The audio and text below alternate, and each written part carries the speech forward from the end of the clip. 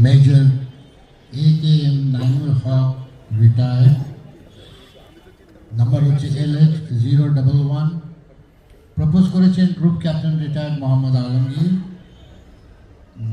membership number PA060, and seconded by Shaukat Hussain Mamoon, PM043. I'd like to call Major AKM Naimul Haq. Please come over here. Ashan.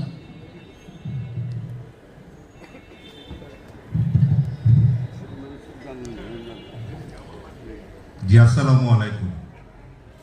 সম্মানিত প্রধান নির্বাচন কমিশনের অন্যান্য সদস্যবৃন্দ, বর্তমান executive কমিটির সদস্যবৃন্দ, প্রেসিডেন্ট সহ এবং উপস্থিত সম্মানিত সদস্যবৃন্দ, আসসালামু আলাইকুম। আমি মেজর AKM নাইমুল হক রিটায়ার্ড। এবছর আমাদের যে আসন্ন নির্বাচন আছে 27 তারিখে, এই নির্বাচনে একজন এক্সিকিউটিভ কমিটির সদস্য হিসেবে প্রতিদ্বন্দ্বিতা করছি। আমার মেম্বারশিপ আইডি LH011। আমি সবার দোয়া এবং ভোট প্রথমেই কামনা করে নিচ্ছি। এর প্রেক্ষিতে এখন একটু আমার সম্পর্কে বলতে চাই। আমি ছোটবেলা মির্জাপুর ক্যাডেট কলেজ থেকে পড়াশোনা শেষ করে 1987 সনে বাংলাদেশ সেনাবাহিনীর ইনফেন্ট্রি কোরে যোগদান করি। 2012 সালে আমার যখন পেনশনেবল সার্ভিস কমপ্লিট হয়, তখন আমি স্বেচ্ছায় অবসরণ গ্রহণ করি, কারণ আমার সেই মুহূর্তে ঢাকায় থাকা অত্যন্ত জরুরি ছিল। ওই সনেই আমার কাছে রহিম আফরোজ থেকে একটা প্রস্তাব ছিল রহিম আফরোজ গ্রুপে যোগদান করার জন্য। সেই 2012 সাল থেকে অদ্যাবধি আমি রহিম আফরোজে আছি এক্সিকিউটিভ ডিরেক্টর হিসেবে। সেই সাথে একটা ইন্টারনেট কোম্পানি আছে, আপনারা হয়তো নাম শুনলে চিনবেন, মেট্রোনেট কোম্পানি। এই কোম্পানিতে আমি ডিরেক্টর হিসেবে আছি। বাড়িধারা ক্লাবের মেম্বার হিসেবে আমি 2018 সাল থেকে আছি এবং 2021 এবং 2022 এই 2 সনে আমি এক্সিকিউটিভ কমিটিতে ছিলাম। প্রথম বছর আমি মেম্বার অ্যাডমিনিস্ট্রেশন হিসেবে দায়িত্ব পালন করেছি। আমি যখন এখানে ছিলাম, আপনারা সবাই জানেন, এখানে তো সবাই আমরা খুবই কাছের পরিচিত মুখ, আমরা একজন আরেকজন সম্পর্কে জানি।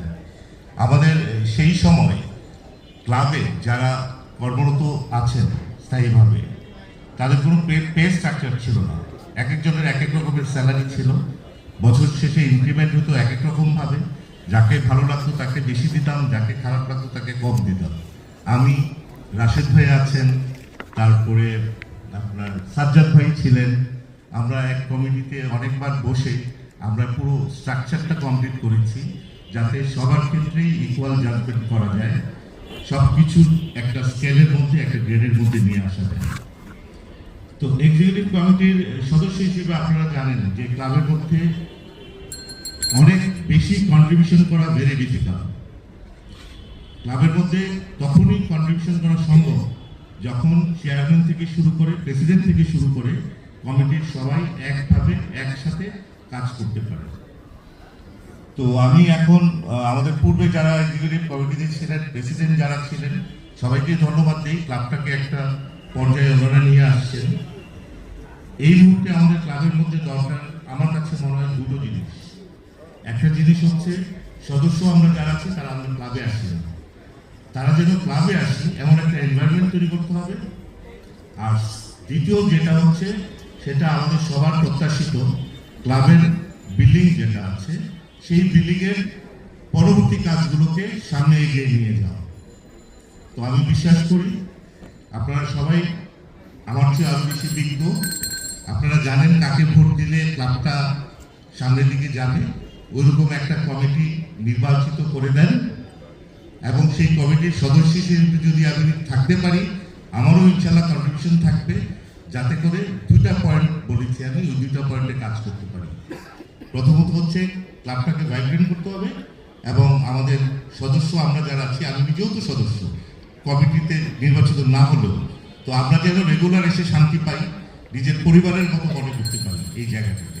আর দ্বিতীয়ত আমাদের স্বপ্নের ক্লাব হাউস করার জন্য সামনে এগিয়ে নিয়ে যাওয়া।